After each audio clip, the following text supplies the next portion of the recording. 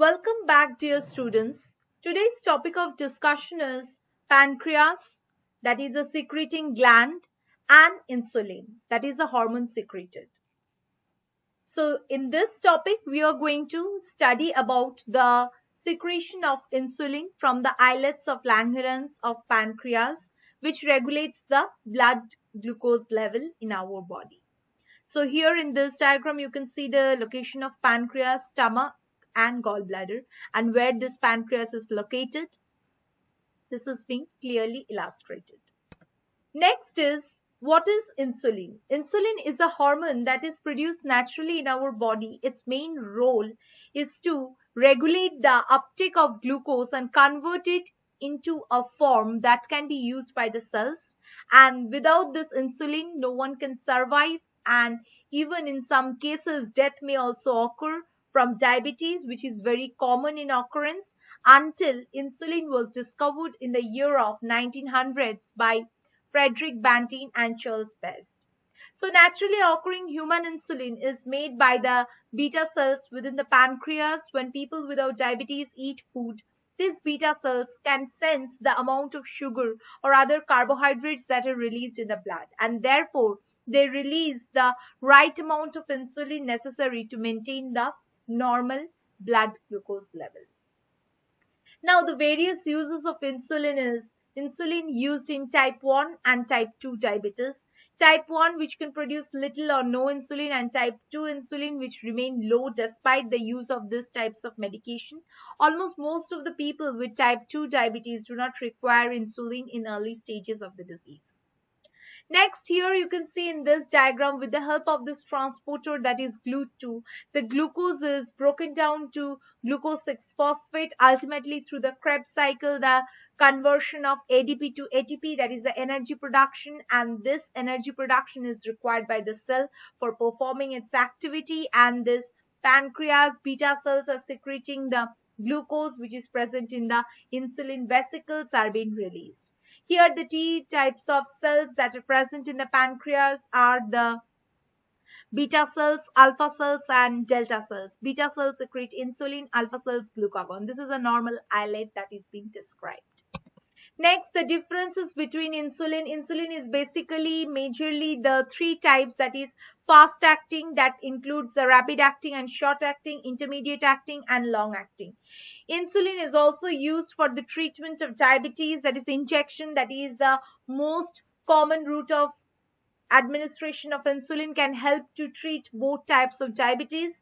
The injected insulin acts as a replacement for or supplement to our body's insulin. People with type 1 diabetes can make insulin, so they inject insulin to control their blood glucose level.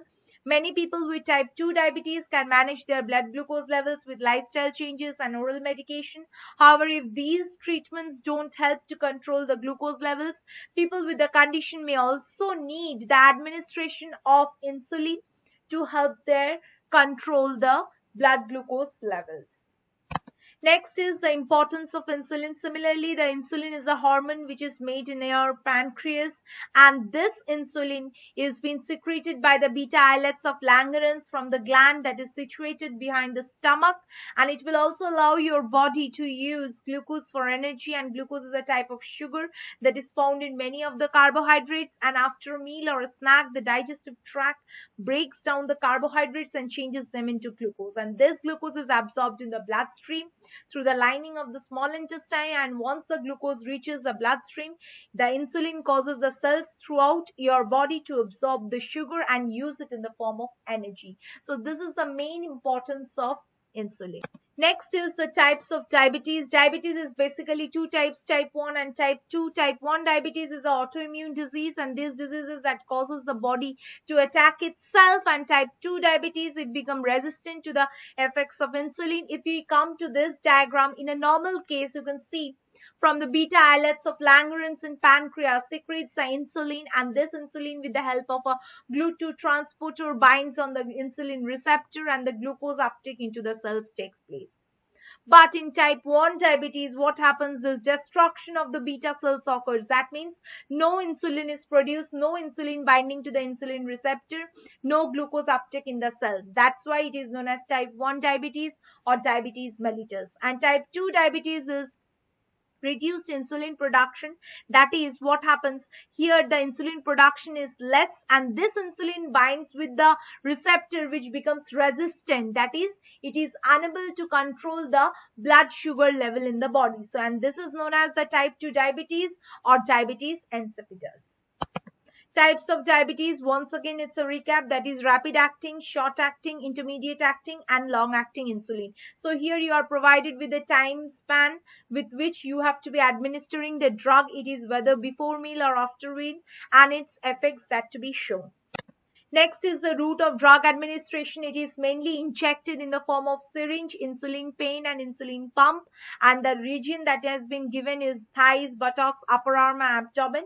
Most importantly, don't inject the insulin within the 2 inches of your belly button because your body won't absorb it as well. You should vary the location of injection to prevent the thickening of your skin from constant insulin exposure. So this way the route of administration has been given. It can be also given subcutaneously. How to give subcutaneously, it has been demonstrated here.